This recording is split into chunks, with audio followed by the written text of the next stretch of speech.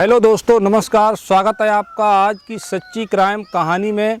और आज का जो क्राइम हुआ है वो आप सभी लोग देख चुके होंगे, सुन चुके होंगे। इंस्टाग्राम, यूट्यूब या फेसबुक पे किसी न किसी माध्यम से देखा या सुना ज़रूर होगा।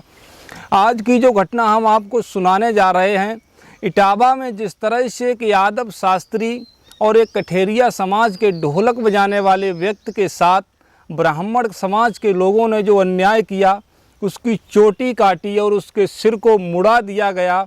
और यहाँ तक बताते हैं कि उसकी नाक रगड़वाई जाती है और उसको पेशाब के ऊपर उसके छिड़काव किया जाता है। तो ऐसी घटनाओं से ये साबित होता है कि ब्राह्मण समाज में अभी भी नीच और अधम प्रकृति के लोग रहते हैं। ऐसे लोगों से हमें दूर रहने की आवश्यकता है और खुद से दूर करने की आवश्यकता है। अब आप विचार कीजिए, जिस व्यक्ति के शास्त्री, इतना अच्छा शास्त्री होते हुए भी जिसके बाल मुड़ाए जा रहे होंगे तो उस पर क्या बीत रही होगी। हम आप तो सिर्फ उस घटना को सुनकर ही परेशान हैं, आश्चर्यचकित हैं, लेकिन जिसके साथ ये घटना उस समय हो रही होगी तो उसकी कैसी स्थिति रही होगी। वो सोच रहा होगा कि आज हमारा अगर काश हमारे साथ कोई व्यक्ति होता तो हमको बचा लेता, मेरी ये दुर्दशा नहीं होती। उसके साथ अन्याय हुआ है, अधर्म हुआ है। ऐसे ब्राह्मण समाज के लोगों के साथ क्या करना चाहिए, आप लोग कमेंट करके हमको बताना। और आखिर क्या है पूरी सच्चाई घटना की, तो आइए आपको हम विस्तार से बताते हैं। हालांकि अखिलेश यादव जी ने उनको सम्मानित किया है, 51 हज़ार रुपया भी दिए हैं, लेकिन इन सब से बात नहीं बनती है। हालांकि एक राष्ट्रीय अध्यक्ष होने के नाते उनसे जो करना चाहिए था वह उन्होंने किया।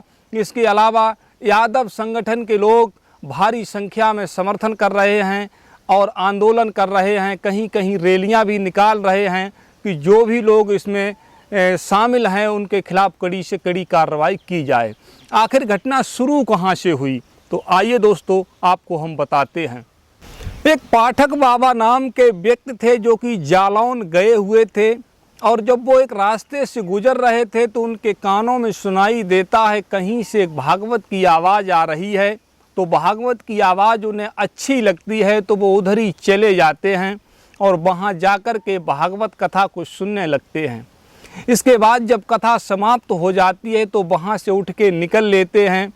कुछ दिन व्यतीत होने के बाद पाठक बाबा फिर कहीं जा रहे थे तो रास्ते में उन्हें वही जानी पहचानी आवाज़ सुनाई देती है। उस आवाज़ को सुनकर के पाठक बाबा फिर पहुंच जाते हैं और शास्त्री जी की कथा को सुनने लगते हैं।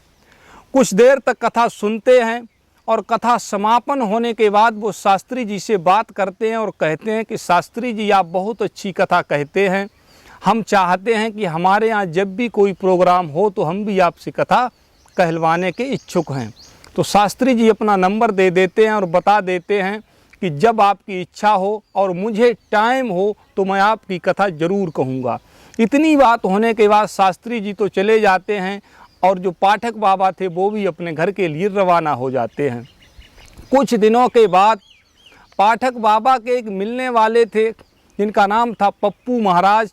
तो पप्पू महाराज के गांव में भागवत करना सुनिश्चित होता है। तो पप्पू महाराज से लोग कहते हैं कोई शास्त्री अच्छा हो तो ले आओ, भागवत कथा का आयोजन करना है। तो पप्पू महाराज पाठक बाबा से संपर्क करते हैं और पाठक बाबा जो हैं, जो शास्त्री थे, उन शास्त्री का नाम था मुकुटमणि शास्त्री।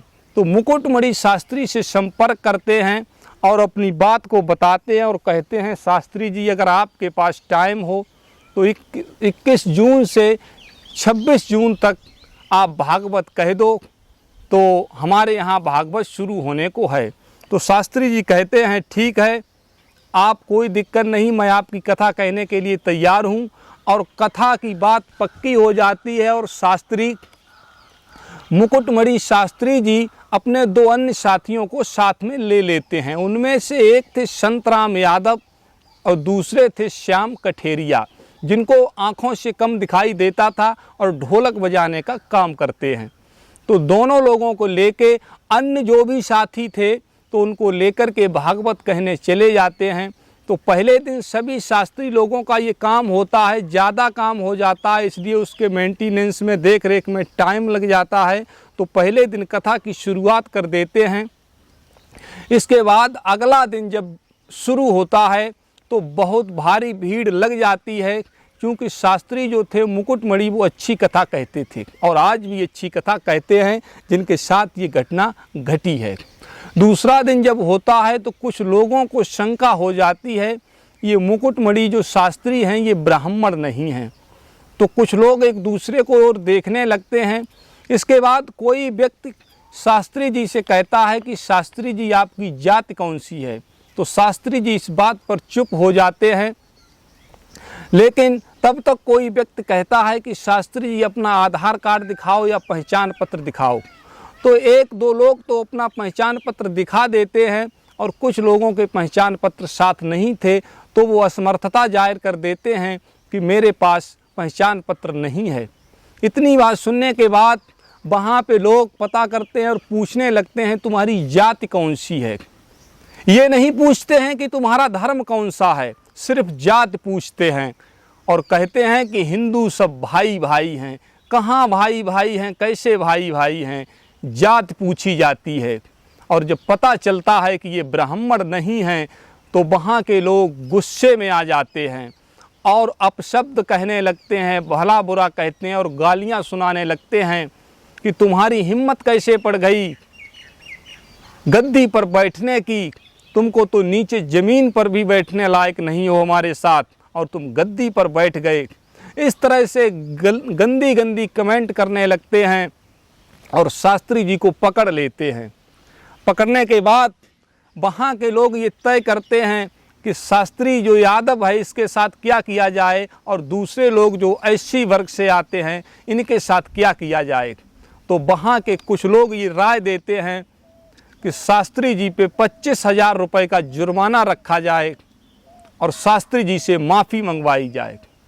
तो शास्त्री जी से जो वहाँ की परिच्छद बने हुए थे उनकी पत्नी थी, शायद कन्फर्म नहीं कह सकते हैं, लेकिन सभी विभिन्न पत्रिकाओं के माध्यम से हमने जानकारी हासिल की है, तो उनसे माफ़ी मंगवाई जाती है। तब तक कोई व्यक्ति खड़ा होता है और ये कहता है जो यजमान है उनके सामने नाक रगड़वाई जाए, तो शास्त्री जी अपनी नाक रगड़ने लगते हैं। यानी यहाँ तक अत्याचार की पराकाष्ठा को पार कर जाते हैं, सभी सीमाएं तोड़ देते हैं। इसके बाद कुछ लड़के आते हैं, एकदम हुड़दंग मचाते हुए चले आते हैं और कहते हैं कि इसको शास्त्री को इनको सबको पीट दो, इन्होंने बहुत जुर्म का काम किया है, इनको भागवत कहने का कोई अधिकार नहीं है, भागवत तो सिर्फ हम कह सकते हैं, हमको ज्ञान है, हम ब्राह्मण हैं, ये यादव और ऐसी होकर के कथा कह रहे हैं, इन्होंने घोर पाप किया है। और लोग उसको पकड़ करके पीटने लगते हैं और इतनी पिटाई करते हैं, इतनी पिटाई करते हैं कि उनको सबको बेदम कर देते हैं। हालांकि कुछ बुजुर्ग थे वो बचाव का भी प्रयास करते हैं, लेकिन उनकी कोई भी बात मानी नहीं जाती है और उनकी पिटाई चालू रहती है। इसके बाद कुछ लड़के, उन्हीं में से जो 4 लड़के थे जिनमें एक का नाम है आशीष जिसकी उम्र 21 वर्ष है, दूसरे का नाम उत्तम है जिसकी उम्र 19 वर्ष है, तीसरा जो है प्रथम उर्फ मनु जिसकी उम्र 24 वर्ष है और चौथा निकी जिसकी उम्र 30 वर्ष है। लेकिन हम ये नहीं कह सकते, ना हम ये दावा कर रहे हैं कि यही 4 दोषी हैं और बाकी निर्दोष हैं। इन 4 के साथ में और भी दोषी हैं, उनको भी पकड़ने की आवश्यकता है और पुलिस को कार्रवाई करने की आवश्यकता है। तो ये चारों लड़के जाते हैं और शास्त्री जी को पकड़ लेते हैं और पकड़ के ज़बरदस्ती उनके बालों को मोड़ने लगते हैं और बाल मुड़ाने के बाद उनकी चुटिया जो थी उसको भी काट देते हैं और कहते हैं कि ये चुटिया जो इसकी रहेगी, इसी को देखकर लोग समझते हैं कि ये शास्त्रीय ब्राह्मण है, इसकी चुटिया को काट दो। इस तरह से उसकी चुटिया को काट दिया जाता है और यादव समाज के ऊपर एक बुरी तरह से प्रताड़ित करने का प्रयास किया जाता है, पूरे यादव समाज को और शास्त्री जी को और उनके साथियों को बुरी तरह से प्रताड़ित किया जाता है। इस तरह से इसके बाद शास्त्री जी अपनी गाड़ी मंगवाते हैं वहाँ से जाने के लिए, लेकिन वहाँ के जो लोग थे जैसे ही गाड़ी आती है उसके टायर को पंचर कर देते हैं और उनको परेशान करने में कोई कमी नहीं रखते हैं। और हाँ, एक बात और हमें पता चली है, जो ये है कि वहाँ की एक ब्राह्मण की बहू थी, यानी पंडिताइन थी। तो कुछ लोग जाते हैं और कहते हैं कि अपनी पेशाब दे दो, तो वो अपनी पेशाब दे देती हैं। और कुछ लोग ले जाकर के पेशाब, जो शास्त्री जी थे, उनके साथी थे, उनके ऊपर उस पेशाब का छिड़काव किया जाता है और कहा जाता है कि अब तुम पवित्र हो गए हो। यानी कौन से युग में जी रहे हैं ये लोग, ये नहीं समझ में आ रहा है।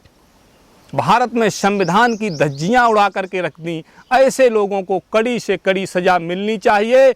और यादव समाज से मैं कहना चाहूँगा, और यादव समाज के साथ साथ अन्य जो पिछड़े वर्ग के और एससी वर्ग के लोग हैं और जो भी हमारे चाहने वाले हैं, उनसे कहना चाहूँगा कि ऐसे लोगों का विरोध करना बहुत ज़रूरी है और ऐसे लोगों को समाज से अलग करना ज़रूरी है। धन्यवाद मित्रों। जय श्री कृष्ण।